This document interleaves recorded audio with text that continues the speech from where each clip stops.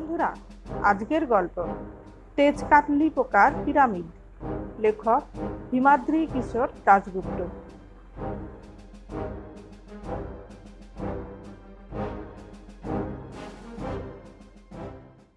তিওতিহুকান pyramid চত্বরে এক পাশে একটা ফাঁকা জায়গাতে পাথরের বেঞ্চে বসেছিলাম আমি আর প্রফেসর জুয়ান।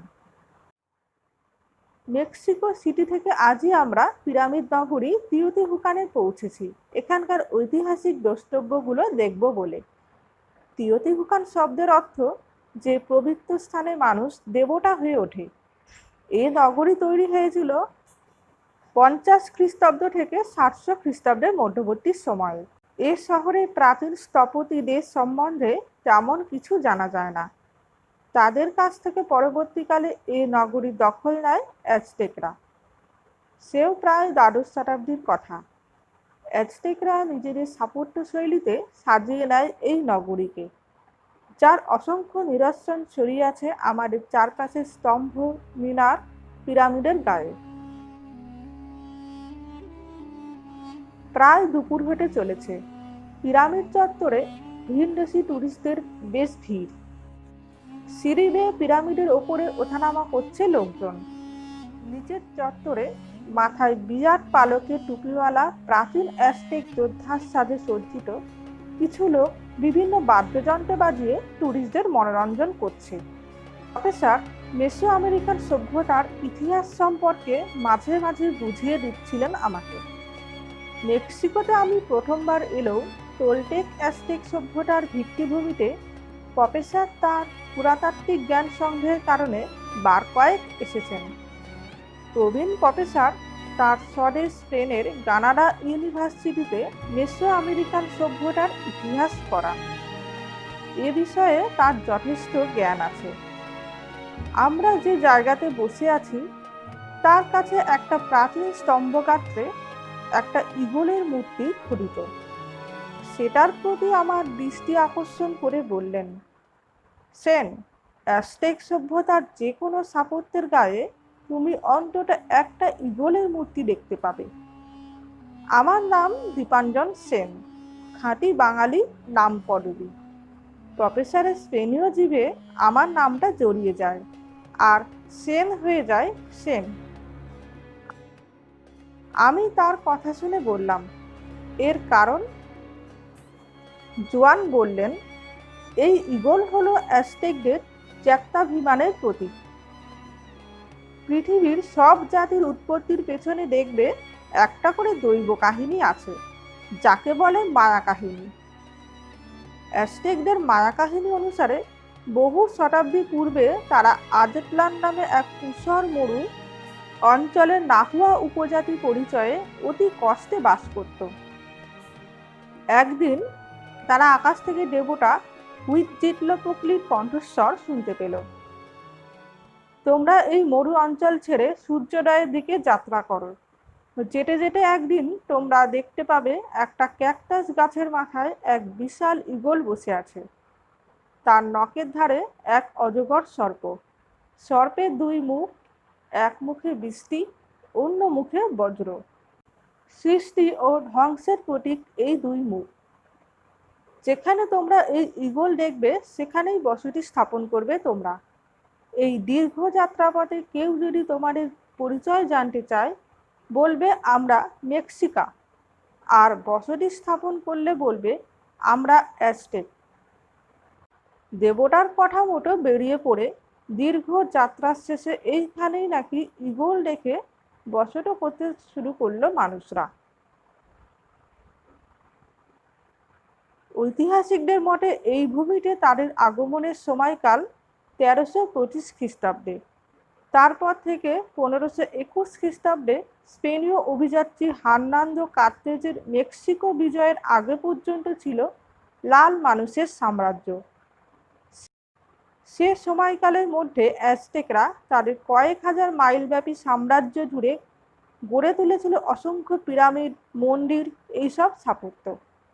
আর তাদের গায়ে খোদিত ছিল পবিত্র ঈগলের মূর্তি। প্রফেসর জুয়ান এরপর কি যেন আরো বলতে যাচ্ছিলেন। কিন্তু আমাদের কানে এলো এক পরিচিত শব্দ, ওলা। স্প্যানিশ ভাষায় এই শব্দের অর্থ হলো হ্যালো। শব্দটা কানে যেতেই তাকিয়ে দেখি আমাদের কাছে এসে দাঁড়িয়েছে বছর 10-এর একটা বাচ্চা ছেলে। তার পরনে মেসো ইন্ডিয়ানদের বিবর্ণ পোশাক, খালি পা, মাথায় মাথায় ঘাসের দড়িতে বোনা পালক গোজা টুপি।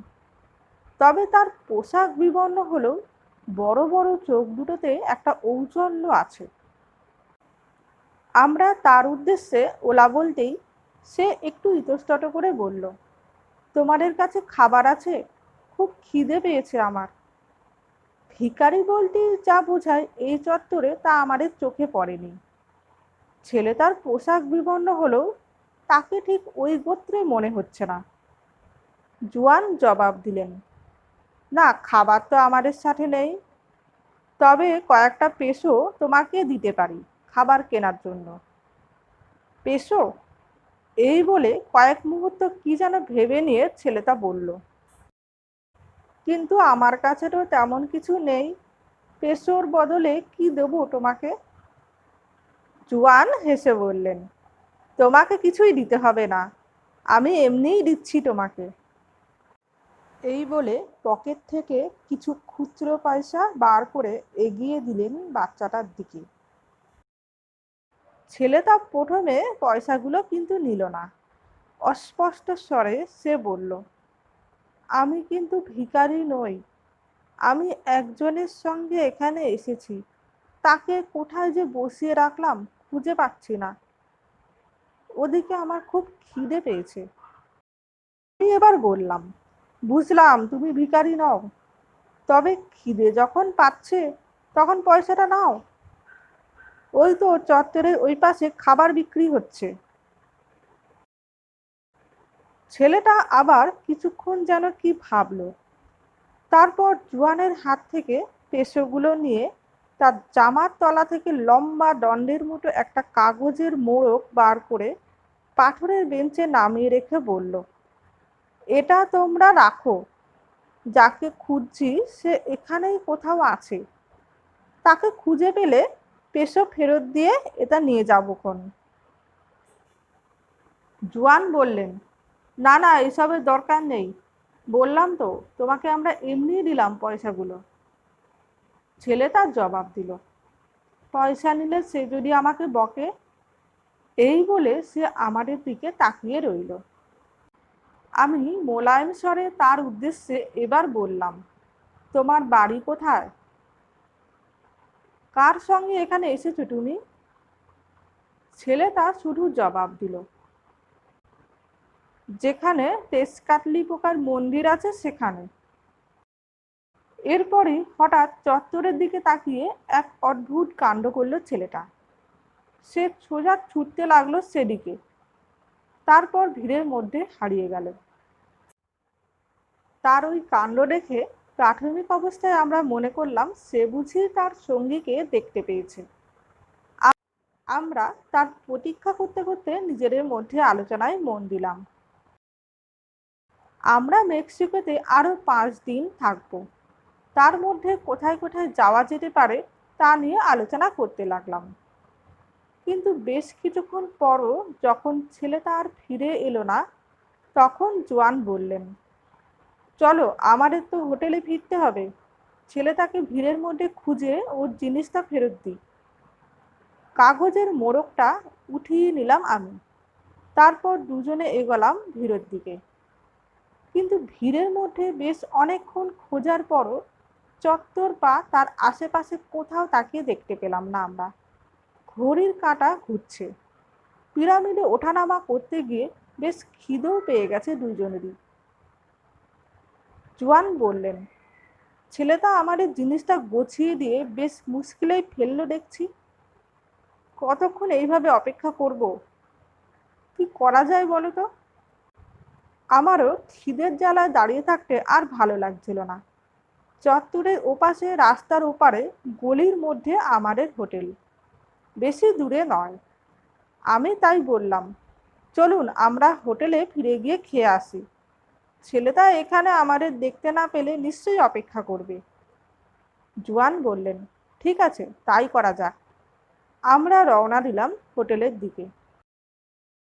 গলির মধ্যে একটা ছোট হোটেলে ঘর ভাড়া নিয়েছি আমরা। নাম মন্তেজুমা। জুয়ান বলেছেন মন্তেজুমা নাকি এক অ্যাজটেক সম্রাটের নাম। এ নামের অর্থ বড় অদ্ভুত, যে দেবতা ভ্রুকুটি করেন। যাই হোক, মন্টেজুমাতে নিজেদের ঘরে ফিরে আসার কিছুক্ষণের মধ্যেই আমাদের খাবার চলে এলো। সালভাতোর কোয়েসাডিল্লা, চিজে মোড়া রুটি, আগুয়া মিল, হানি ওয়াটার আর চিকেন রোস্ট। খিদের কারণে বেশ তৃপ্তি সহকারে সেইগুলোর সদ্ব্যবহার করলাম আমরা। খাবার খাবার পর জোয়ান খাটে শুয়ে পড়ে বললেন, দাঁড়াও, বাইরে যাবার আগে মিনিট 10 গড়িয়ে নিই। বাইরে বেরোবার পর একেবারে সন্ধ্যায় হোটেলে ফিরব। এই বলে তিনি সিলিংয়ের দিকে তাকিয়ে কি যেন ভাবতে লাগলেন। আর আমি একটা চেয়ারে বসে মন দিলাম ট্যুরিস্ট গাইড বুকে। একটু পরে প্রফেসর বললেন, কাগজে মোড়কটার মধ্যে কি থাকতে পারে বলো তো? মোড়কটা খাটের ওপরেই রাখা আছে। আমি বইয়ের পাতায় চোখ রেখে বললাম, কোনো গৃহস্থলীর মামুলি জিনিস বা ওই জাতীয় কিছু হবে। বইয়ের পাতায় চোখ রেখেই এরপর মৃদু খসখস শব্দ শুনে আমি বুঝতে পারলাম জোয়ান সম্ভবত মোড়কটা নিয়ে দেখছেন। কয়েক মুহূর্ত নিস্তব্ধতা। তারপরই বেশ জোরে জোয়ানের গলায় একটা বিস্ময়সূচক শব্দ শুনে তাকিয়ে দেখি জোয়ান খাটের ওপর বসে বেশ বিস্ফারিত চোখে তাকিয়ে আছেন তার হাতে ধরা একটা পাথরের ছুরির দিকে। মোড়কের মধ্যেই ছিল জিনিসটা। আমি আগ্রহী হয়ে তার সামনে গিয়ে দাঁড়াতেই প্রফেসর বিস্মিত হয়ে বললেন, এই দুর্মূল্য জিনিসটা ছেলেটা পেল কোথায়? এটা কি তুমি জানো? তার হাত থেকে ছুরিটা হাতে নিয়ে দেখলাম আমি। 1 ফুট মতো লম্বা তীক্ষ্ণ একটা পাথরের ছুরি। ফলা দুপাশে সাপের ছবি খোদাই করা আছে। তবে জিনিসটা যে প্রাচীন তা দেখেই বোঝা যাচ্ছে। আমি ছুরিটা নিয়ে ভালো করে দেখার পর জোয়ানের দিকে তাকিয়ে ঘাড় নাড়লাম। তিনি ছুরিটা হাতে নিয়ে বিস্মিত স্বরে বললেন, এটা দুর্মূল্য অ্যান্টিক ফ্লিন্ট পাথরের ছুরি। হুবহু এইরকম একটা ছুরি আমি স্পেনের ন্যাশনাল মিউজিয়ামে দেখেছি। তুমি হয়তো জানো যে অ্যাজটেকদের সময় দেবতার উদ্দেশ্যে নরবলি দেওয়া স্বাভাবিক ও আবশ্যিক ব্যাপার ছিল। প্রতি বছর কয়েক লক্ষ লোককে বলি দেওয়া হতো। পিরামিড মন্দিরগুলো সব সময় বলি রক্তে পিচ্ছিল থাকত। এই ফ্লিন্ট পাথরের ছুরি দিয়ে পিরামিডের মাথায় দাঁড়িয়ে নিচে হাজার জনতার সামনে বলি দেওয়া হতো। হতভাগ্য বন্দীকে বেদিতে কঠিনে শুইয়ে এই ছুরি দিয়ে তার পেট চিরে অ্যাজটেক পুরোহিত তার মধ্যে দিয়ে হাত ঢুকিয়ে ছিঁড়ে আনতেন তখনও কম্পমান হৃৎপিণ্ড। এই হৃৎপিণ্ড পুড়িয়ে নিবেদন করা হতো বিগ্রহের সামনে, আর মৃতদেহটাকে ওপর থেকে ছুঁড়ে ফেলা হতো নিচে অপেক্ষারত জনতার উদ্দেশ্যে। মুহূর্তের মধ্যে ছিন্নভিন্ন হয়ে যেত সেই দেহ। বলির পবিত্র মাংস ভক্ষণের জন্য কারাগারি পড়ে যেত অ্যাজটেকদের মধ্যে। এ ছুরির গায়েও কত মানুষের অদৃশ্য রক্ত লেগে আছে কে জানে। এছাড়া এই ছুরি দিয়ে বলি প্রদত্ত মেয়েদের চামড়া ছাড়িয়ে সেই চামড়া গায়ে পড়ত অ্যাজটেক পুরোহিতরা। এরকম অনেক বীভৎস কাণ্ড করা হতো এই ছুরি দিয়ে। জোয়ানের কথা শুনে আমি শিহরিত হয়ে ছুরিটার দিকে তাকিয়ে বললাম, এসব ঘটনা কি সত্যি নাকি গল্প কথা? জোয়ান চটপট ছুরিটা কাগজে মুড়তে মুড়তে উঠিয়ে দাঁড়িয়ে বললেন, না, গল্প কথা নয়, ঐতিহাসিক সত্যি। চলো, যেতে যেতে বলছি। এটা ফিরিয়ে দেওয়া দরকার। জিনিসটা হয়তো অন্য কারোর, কোনোভাবে বাচ্চাটার হাতে এসে পড়েছে। হোটেল ছেড়ে বেরিয়ে চত্বরের দিকে এগোতে এগোতে তিনি বললেন, অ্যাজটেকদের এই জঘন্যতম ঘৃণ্য ব্যাপারটা একদম সত্যি ছিল। মেক্সিকো বিজয়ী কর্তেজ 1520 খ্রিস্টাব্দে স্পেনের সম্রাটের উদ্দেশ্যে পাঠানো প্রথম পত্রেই এই বিষয়ে তাকে অবগত করেছিলেন। এরপর তার প্রতি চিঠিতে নরবলির ঘটনা স্থান পেয়েছে। তার অভিযানের সঙ্গী ঐতিহাসিক বার্নাল দিয়াজ ইনকাতান অঞ্চলে প্রথম অভিযান থেকে তৃতীয় অভিযানে তেনক্তিলান অর্থাৎ মেক্সিকো নগরী পৌঁছানোর পথে প্রত্যেক ছোট বড় গ্রাম শহর নগরে অসংখ্য নরমুণ্ডু ও সদ্য বলি দেওয়া দেহ দেখতে পেয়েছিলেন। ঐতিহাসিক ডুরান ও শাহস্তানের মতে 1487 খ্রিস্টাব্দে যখন বিখ্যাত টেনক্তিলান পিরামিড নির্মাণ করা হয় তখন 4 দিনে 80,000 নরবলি দেওয়া হয়। The enigma of Aztec sacrifice নামে বিখ্যাত গ্রন্থের রচয়িতা মার্কেল হান্নারের মতে পঞ্চদশ শতাব্দীতে প্রতি বছর অ্যাজটেকরা 2.5 লাখ নরবলি দিত। প্রত্যেক পরিবার থেকে এর জন্য একজন করে সদস্য নেওয়া হতো। এমনকি এক অ্যাজটেক সম্রাট নিজের মেয়েকেও বলি দিয়েছিলেন।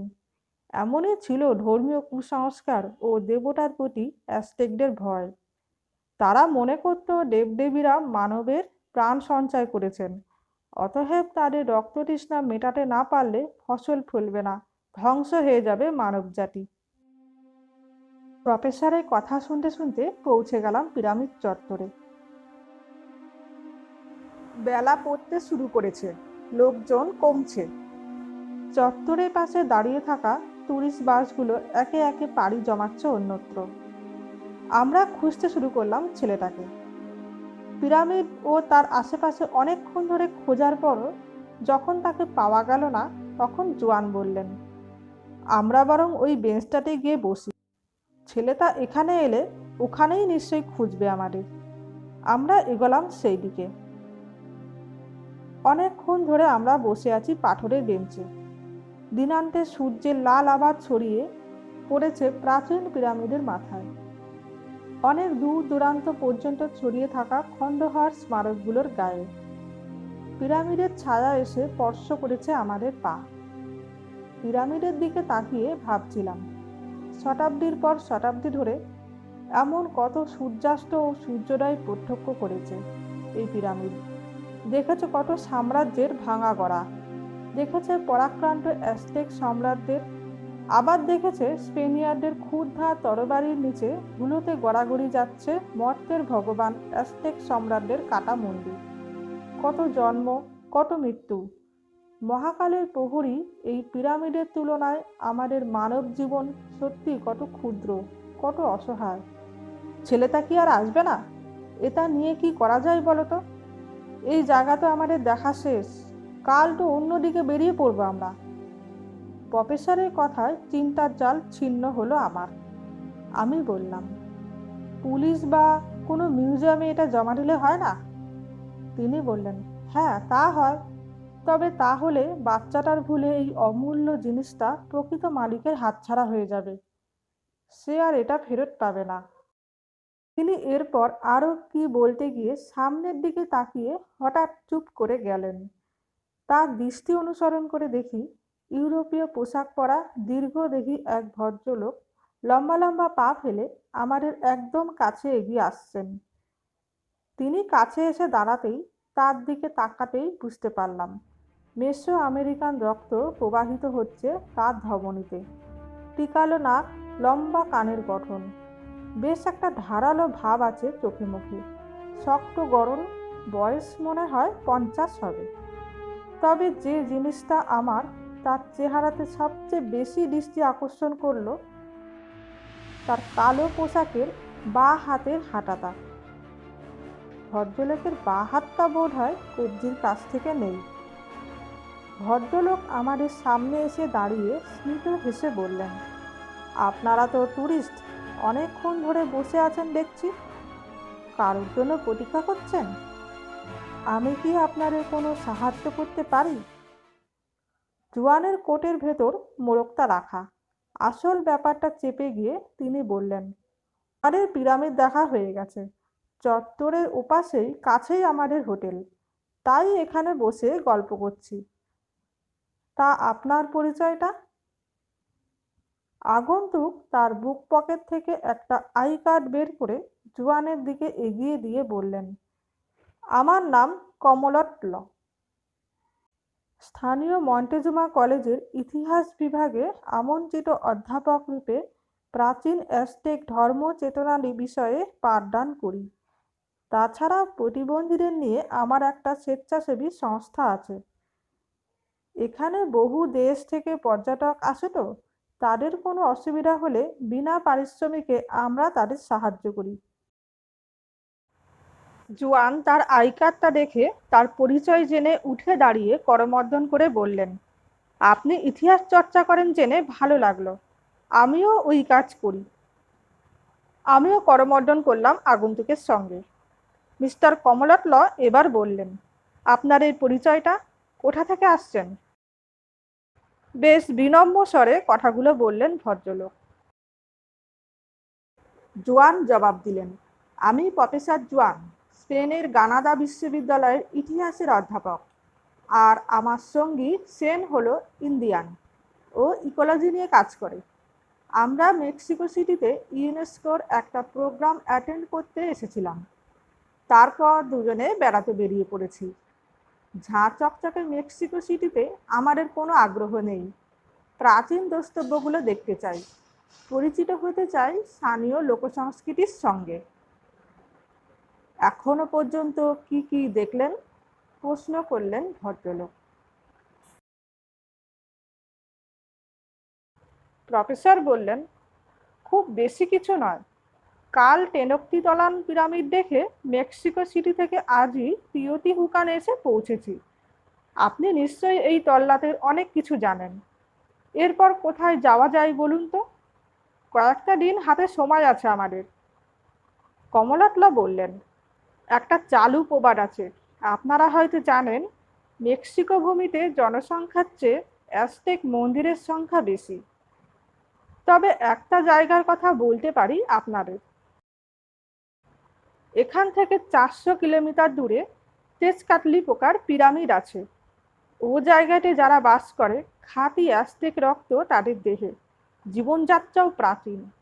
এই মন্দিরের চত্বরে যারা সাজ পোশাক পরে ঘুরে বেড়াচ্ছে, তাদের মতো কিন্তু মেকি নয় তারা। ও জায়গা ঘুরে আসতে পারলে আপনার এই উদ্দেশ্য সিদ্ধ হতে পারে। তেজকাটলিপোকার কথা শুনে একটু চমকে উঠলাম আমি। মনে হয় জোয়ানও চমকালেন। বাচ্চা ছেলেটা বলেছিল ওইখানেই ওর বাড়ি। জোয়ান শুনে উৎসাহিত হয়ে বললেন, ও জায়গাতে কিভাবে যেতে হয় বলুন তো? ভদ্রলোক বললেন, ওটা মরুভূমি অঞ্চল, সাধারণত টুরিস্ট গাড়ি বা অন্য কোনো গাড়ি ওইদিকে যায় না। তবে আপনারা আগ্রহী হলে একটা ব্যবস্থা করতে পারি। এরপর একটু ভেবে নিয়ে তিনি বললেন, আমি আমার সোসাইটির সদস্যদের নিয়ে কাল একটা গাড়িতে রওনা দেব, পরশু একটা ধর্মীয় অনুষ্ঠানে যোগ দিতে। তার পরের দিন আবার এখানে ফিরে আসব। আপনারা চাইলে দুজনের জায়গা হয়ে যাবে গাড়িতে। অবশ্য আপনারা যদি আমার মতো একজন অপরিচিত প্রতিবন্ধী মানুষের মধ্যে যেতে রাজি হন। এই বলে তিনি নম্রভাবে প্রশ্ন ছুড়ে দিলেন আমাদের দিকে। জোয়ান একটু লজ্জিতভাবে বললেন, না না, এইভাবে বলছেন কেন? এ তো একটা বিরাট সুযোগ। তবে একটু ভাবতে চাই আমরা। আমরা মঞ্চে জমাতে উঠেছি। আপনার সঙ্গে কিভাবে যোগাযোগ করা যায় বলুন তো? কমলাতলা বললেন, কাল ভোরেই রওনা দেব আমরা। আমি না হয় রাত 9টা নাগাদ আপনার এই হোটেলে গিয়ে সিদ্ধান্ত জেনে আসব। আগ্রহী পর্যটক দেখলে আমার ভালো লাগে, তাই প্রস্তাবটা দিলাম। ঠকবেন না আপনারা। টোলটেক সভ্যতারও নিদর্শন আছে সেখানে। আর আছে পাথরে খোদিত প্রাচীনতম এক অ্যাজটেক ক্যালেন্ডার ও সূর্য ঘড়ি। ওখানকার জীবনযাত্রা ওই ক্যালেন্ডার মেনেই চলে। এরপর ভদ্রলোকের কথা মতোই ঠিক হলো যে রাতে আমরা আমাদের সিদ্ধান্ত জানিয়ে দেব। আমাদের সঙ্গে করমর্দন করে বিদায় নিলেন ভদ্রলোক। চত্বরের মধ্যে দিয়ে তিনি বড় রাস্তার দিকে এগোলেন। চত্বর প্রায় শূন্য হয়ে গেছে, আলো জ্বলে উঠেছে রাস্তায়। তিনি চলে যাবার পর জোয়ান বললেন, ওর প্রস্তাবটা লোভনীয়। তবে মুশকিলটা তো হলো এই ছুরিটা নিয়ে। কি করব কিছুই বুঝতে পারছি না। চলো আপাতত হোটেলে ফেরা যাক। এই বলে তিনি ধীর পায়ে হাঁটতে শুরু করলেন। মাত্র কয়েক পা এগিয়েছি আমরা। এরপর হঠাৎই আমাদের চমকে দিয়ে একটা থামের আড়াল থেকে বেরিয়ে এলো সেই বাচ্চা ছেলেটা। প্রফেসর তাকে দেখে উল্লাসিত হয়ে বললেন, আমাদের কাছে জিনিসটা রেখে কোথায় গেছিলে তুমি? আমরা তোমাকে কত খুঁজেছি জানো? ছেলেটা তার কথা শুনে শুরু পেশোগুলো তার দিকে বাড়িয়ে দিয়ে বলল, ওটা আমাকে ফেরত দাও। জুয়ান মোড়কটা কোটের কোটের ভেতর থেকে বার করলেন ঠিকই, কিন্তু সেটা বাচ্চাটার হাতে না দিয়ে প্রশ্ন করলেন, এটা তুমি কোথায় পেলে? তোমার সঙ্গে আর কে আছে? ওটা তেজকাটলি পোকার মন্দিরের জিনিস। বাচ্চাটা ভুল করে ওটা দিয়ে গেছিল। ফেরত দেবার জন্য ধন্যবাদ। ও আমার সঙ্গেই এসেছে। জুয়ানের প্রশ্নের উত্তরে কণ্ঠস্বরটা ভেসে এলো আর একটা থামের আড়াল থেকে। তাকিয়ে দেখি আধো অন্ধকারের মধ্যে সেখানে দাঁড়িয়ে আছে আর একটা মূর্তি। লোকটার পরনে স্থানীয় পোশাক। ঘাসের টুপিটা এমনভাবে মুখের ওপর নামানো যে তার মুখটা প্রায় দেখা যাচ্ছে না। লোকটা কিন্তু কথাগুলো স্প্যানিশে বলল না, বলল স্পষ্ট ইংরাজিতে। তার বাচন ভঙ্গিতে মনে হলো সে ইউরোপীয়, সম্ভবত বার্ধক্যের সীমানায় সে উপনীত। তবে তার পরনে এ পোশাক কেন তা ঠিক বুঝতে পারলাম না। আমি এবার তার উদ্দেশ্যে বললাম, এত দামি জিনিস বাচ্চাটার হাতে দিয়েছেন কেন? ওটা যদি ফেরত না পেতেন? সে জবাব দিল, ভুল হয়েছে। আমরাও খুঁজছিলাম আপনাদের। জিনিসটা যে কি তা যে আপনারা দেখেছেন তা বুঝতে পারছি। অন্য কেউ হলে হয়তো জিনিসটা ফেরত দিতে আসতো না। ঈশ্বর আপনাদের মঙ্গল করুন। ওটা এবার ওর হাতে দিন। অনেকটা পথ ফিরতে হবে আমাদের। এরপর এ প্রসঙ্গে আর কথা বলা যায় না। জুয়ান বাচ্চাটার হাতে মোড়কটা তুলে দিতেই বাচ্চাটা পেশোগুলো ফেরত দিয়ে লোকটার পাশে গিয়ে দাঁড়ালো। জুয়ান এবার সেই লোকটাকে প্রশ্ন করল, আচ্ছা, আপনার কথা শুনে মনে হচ্ছে আপনি ইউরোপীয়। আপনার পরিচয়টা জানতে পারি?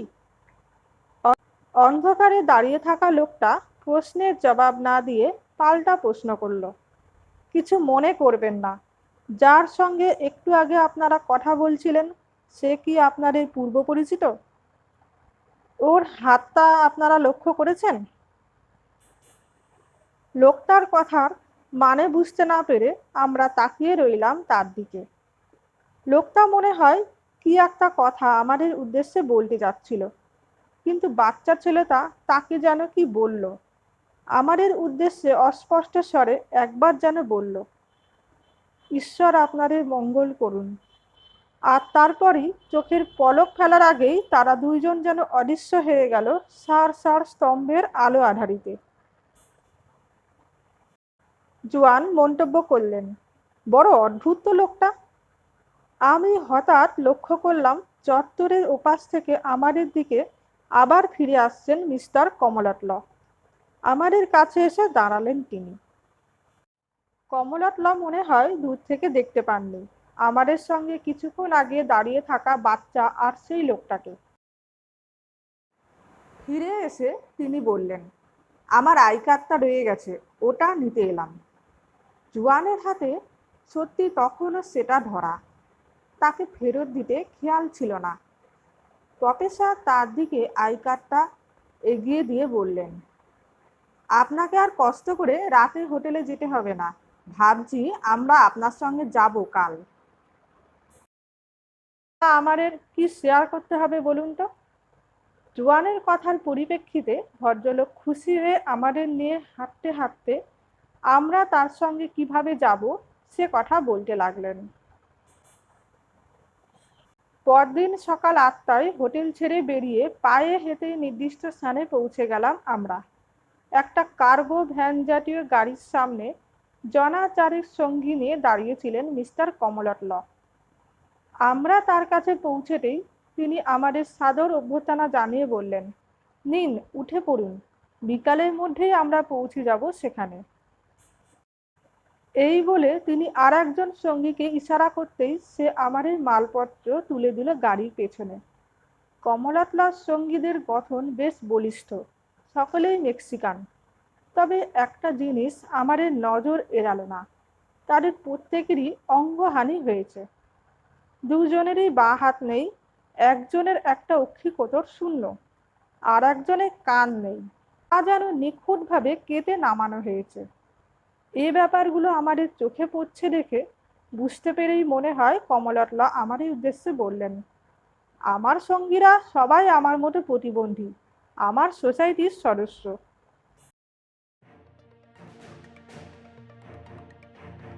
গাড়িতে উঠে বসলাম আমরা। গাড়ির ভেতরটা দুটো ভাগে লোহার জাল দিয়ে বিভক্ত। লম্বা ধরনের গাড়িটার পেছনে অংশে কোনো জানলা নেই। ওখানে সম্ভবত মালপত্র রাখা হয়। আমাদের সঙ্গের সকলেই উঠে পড়ল জালের একপাশে ড্রাইভারের আসন সংলগ্ন জায়গাতে। কমলাটলর কানহীন সঙ্গী ড্রাইভারের আসনে বসে গাড়ি স্টার্ট করতেই আমাদের ঠিক পেছনের জানলার ওপাশ থেকে এক দুর্বোধ্য চিৎকার শুনে চমকে উঠলাম সবাই। তাকিয়ে দেখি জাল ধরে ঝাঁকাচ্ছেন এক মহিলা, পরনে ছিন্ন পোশাক।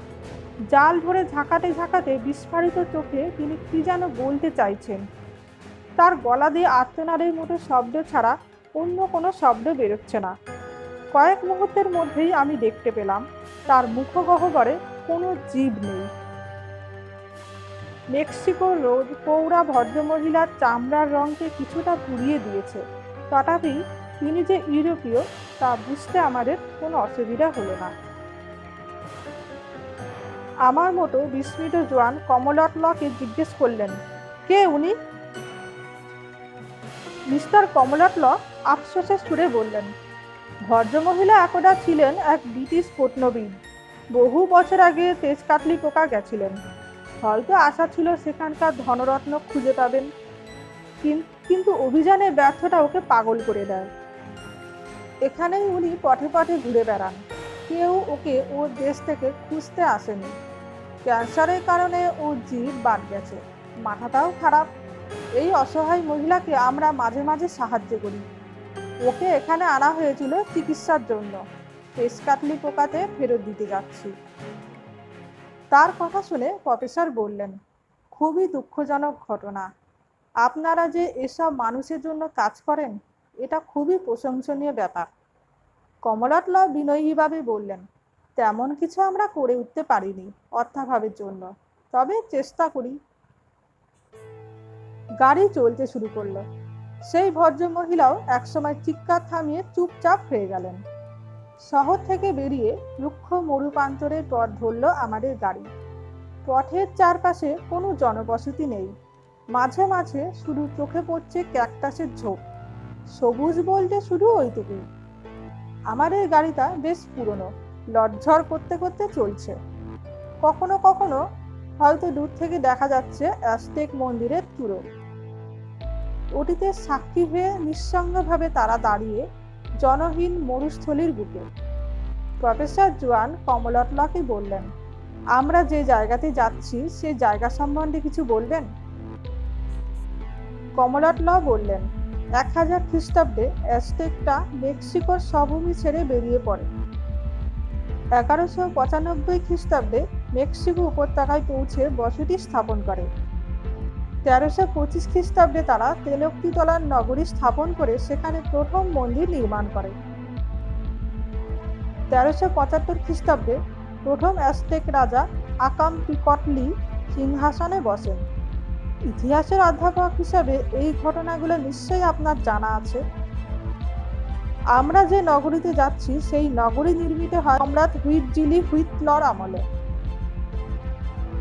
তিনি 1396 খ্রিস্টাব্দ থেকে 1417 খ্রিস্টাব্দ পর্যন্ত রাজত্ব করেন। তার সময়তেই গড়ে ওঠে এই প্রাচীন মন্দির নগরী। বহু পিরামিড আছে সেখানে। তেজকাটলি পোকার মন্দির ছাড়াও ওখানে সূর্যদেব হুইটজিলোপোকটলি, পালকভূষিত সর্পদেব কোয়েটজালকোয়াটল, মৃত যোদ্ধাদের দেবতা তেও ইয়াত্তমিকির মন্দির আছে। তবে তেজকাটলি পোকার পিরামিডই তাদের মধ্যে টিকে আছে। তেজকাটলি পোকা কিসের দেবতা আপনি জানেন? তিনি হলেন রাত্রি ও মায়াজালের দেবতা, জবাব দিলেন প্রফেসর। উত্তর শুনে প্রশংসা সূচক শব্দ করে কমলোৎল বললেন, ঠিক বলেছেন। ওই পিরামিড মন্দিরে অ্যাজটেক সম্রাট ও পুরোহিতরা জাদুবিদ্যা চর্চা করতেন। ওই মন্দিরে এক অদ্ভুত বিগ্রহ আছে। প্রাচীন অ্যাজটেক ক্যালেন্ডারের শেষ দিনে প্রতি বছর একদিন খোলা হয় ওই মন্দিরের দরজা। সারা রাত ধরে উৎসব হয়। যাদের দেহে এখনো খাঁটি অ্যাজটেক রক্ত প্রবাহমান, যারা এখনো খাঁটি অ্যাজটেক ধর্ম ঐতিহ্যে বিশ্বাসী, তারা প্রত্যেকে ওই রাতে উপাসনার জন্য উপস্থিত হয় সেখানে। আধুনিক সভ্যতার ঘৃণ্য বসন পরিত্যাগ করে অ্যাজটেক সাজে সজ্জিত হয়ে অন্তত একটা রাতের জন্য তারা ফিরে যায় সুদূর অতীতে, হয়ে ওঠে খাঁটি অ্যাজটেক। কালই সেই রাত, দেখবেন কেমন অদ্ভুত অভিজ্ঞতা হয় আপনাদের। জোয়ান শুনে কিছুটা আশ্চর্য হয়ে বললেন, কিন্তু কোনো বইতে এই মন্দিরের কথা তেমন দেখিনি তো। মিস্টার কমলোৎল মৃদু হেসে বললেন, সব কথা কি আর বইতে লেখা থাকে? তাছাড়া বাইরের কোনো লোককে ওই অনুষ্ঠানে যোগ দিতে দেওয়া হয় না। খবরের কাগজ বা ওই জাতীয় লোককে তো কোনোভাবেই নয়। আপনারা আমার সঙ্গে যাচ্ছেন বলে এই দুর্লভ অভিজ্ঞতার সঙ্গী হতে পারবেন। আমি জানতে চাইলাম, আমরা কি ওই প্রাচীন বিগ্রহ দর্শন করতে পারবো? তিনি জবাব দিলেন, হ্যাঁ পারবেন। তারপর মৃদু হেসে তিনি বললেন, এই যে এত প্রাচীন স্থাপত্য আপনারা এখানে দেখেন, এই সবই আসলে ওই দেবতারই দান। সময় এগোতে থাকলো। আমরাও নানা রকম কথাবার্তা গল্প করতে করতে এগিয়ে চললাম। তার অধিকাংশই ঐতিহাসিক কেন্দ্রিক গল্প। কমলোৎলর সঙ্গীরা কিন্তু একদম নিশ্চুপ। তারা নিজেদের মধ্যেও কোনো কথা বলছে না। সেই ভদ্রমহিলারও কোনো সাড়া নেই। দুপুরের দিকে বাইরে থেকে ভেসে আসা গরম বাতাসে যেন ঝলসে যেতে থাকলাম সবাই। ধীরে ধীরে কথাবার্তা বন্ধ হয়ে গেল আমাদের। বাইরের দিকে জোয়ান বা আমি কেউই আর তাকাতে পারছি না। কিন্তু কমলোৎল স্থির দৃষ্টিতে তাকিয়ে রইলেন রৌদ্র দগ্ধ রুক্ষ মরুপথের দিকে, যে পথ আমাদের নিয়ে চলেছে সেই প্রাচীন নগরীতে। বেশ কয়েক ঘন্টা অতিক্রান্ত হবার পর অবশেষে এক সময় আমাদের কষ্ট শেষ হলো। এর দিকে মিস্টার কমলোৎল বললেন, ওই দেখুন, আমরা প্রায় পৌঁছে গেছি, আর মাত্র ঘন্টাখানেক পর। তাকিয়ে দেখলাম অনেক দূরে দিকচক্রবালে অস্পষ্টভাবে যেন ফুটে আছে এক পিরামিডের মাথা। ক্রমশই তা স্পষ্ট হয়ে উঠতে লাগলো আমাদের চোখে। বেলা 4:30 নাগাদ আমরা এক প্রাচীন তোরণ অতিক্রম করে প্রবেশ করলাম এক খন্দহর নগরীতে।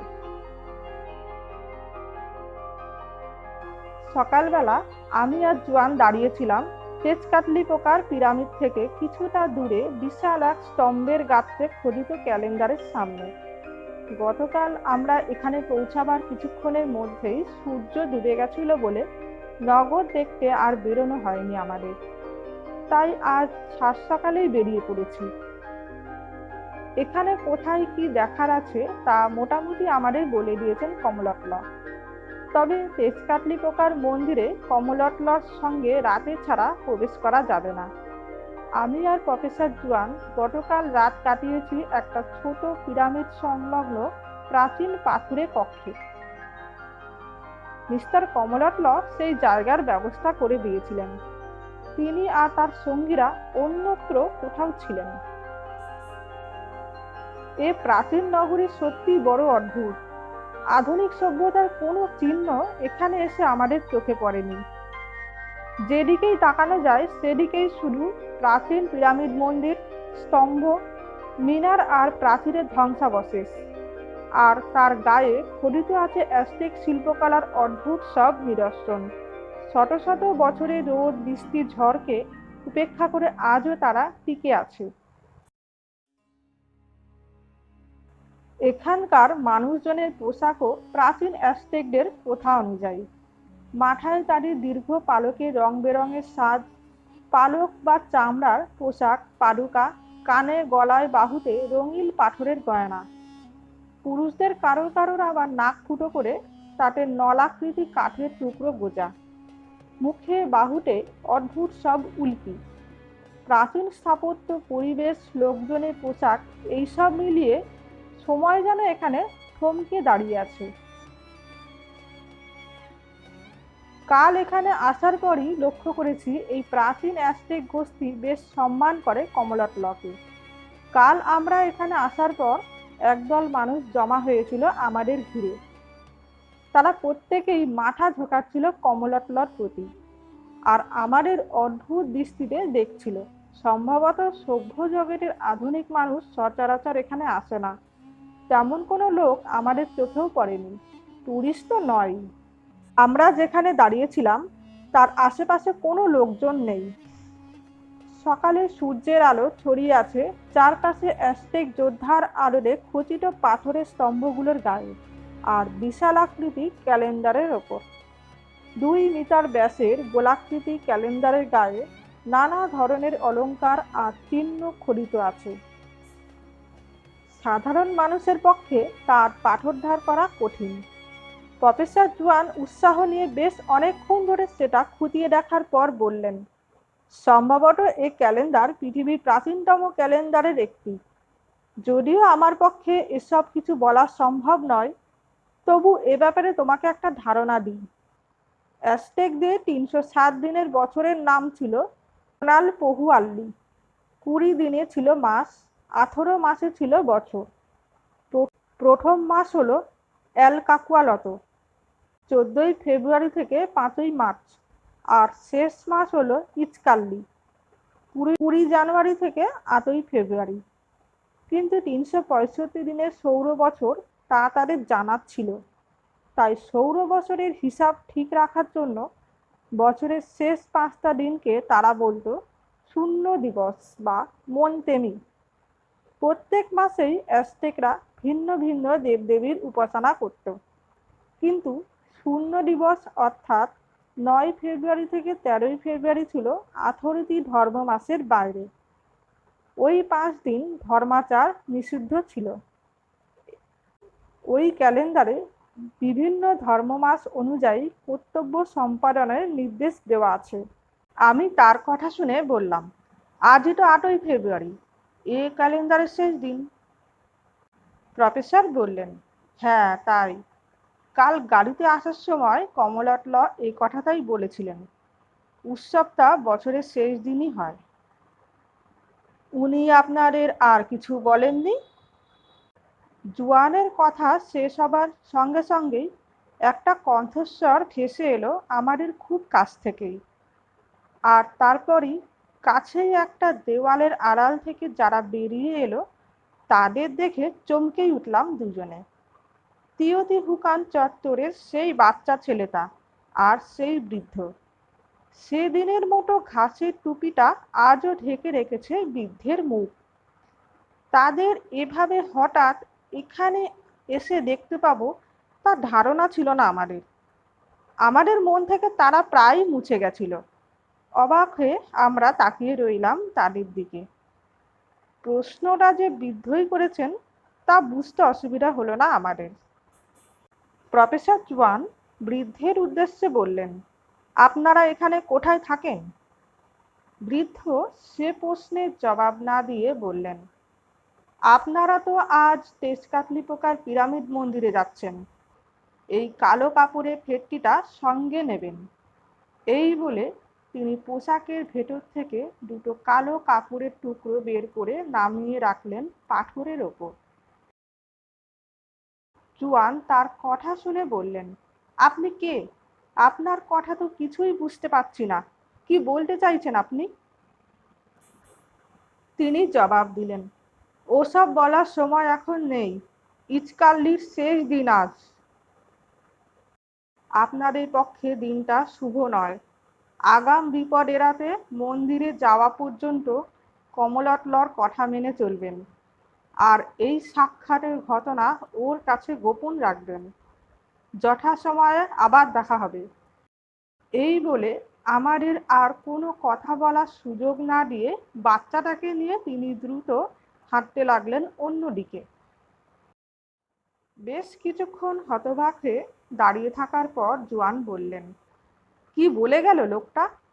ওর কথা যদি সত্যি হয় তাহলে কোনো বিপদ আসছে আমাদের, নাকি লোকটা পাগল বা আমাদের বিদেশি দেখে মজা করার জন্য ভয় দেখিয়ে গেল? কে ওরা? আমি বললাম, ব্যাপারটা আমারও মাথায় ঢুকছে না, কালো কাপড়ই বা ওরা রেখে গেল কেন? তবে যাই হোক, আমাদের সতর্ক থাকা প্রয়োজন। এই বলে আমি গিয়ে কালো কাপড় দুটো কুড়িয়ে নিলাম। হাতে নেবার পর বুঝতে পারলাম দুটো কাপড়ের মধ্যে পাতলা কাঠ জাতীয় কোনো কিছুর আস্তরণ আছে। জিনিসগুলো অনেকটা প্যাডের মতো। জোয়ান বেশ কিছুক্ষণ ধরে সেগুলো দেখার পরও সেগুলো কি কাজে লাগতে পারে তা বুঝতে পারলেন না। সেগুলো পকেটে রেখে তিনি বললেন, চলো এবার অন্যদিকে যাওয়া যাক। আর যতক্ষণ না এ ব্যাপারটা স্পষ্ট হচ্ছে ততক্ষণ এটা মিস্টার কমলোৎল থেকে গোপন রাখাই প্রয়োজন। তবে চোখ কান খোলা রাখতে হবে। আমরা এরপর আবার ঘুরে বেড়াতে শুরু করলাম আশেপাশের ছোট ছোট পিরামিডগুলোতে। তবে কিছুতেই মন থেকে মুছে ফেলতে পারছিলাম না বৃদ্ধের কথাগুলো। প্রফেসর জোয়ানের মুখও চিন্তা ক্লিষ্ট মনে হলো। ঘুরে বেড়াতে বেড়াতে একসময় তিনি তো বলেই ফেললেন, ওই লোকটাকে দিনের আলোতে দেখে আর ওর কথা শুনে আমার ওকে ইউরোপীয় বলেই মনে হলো।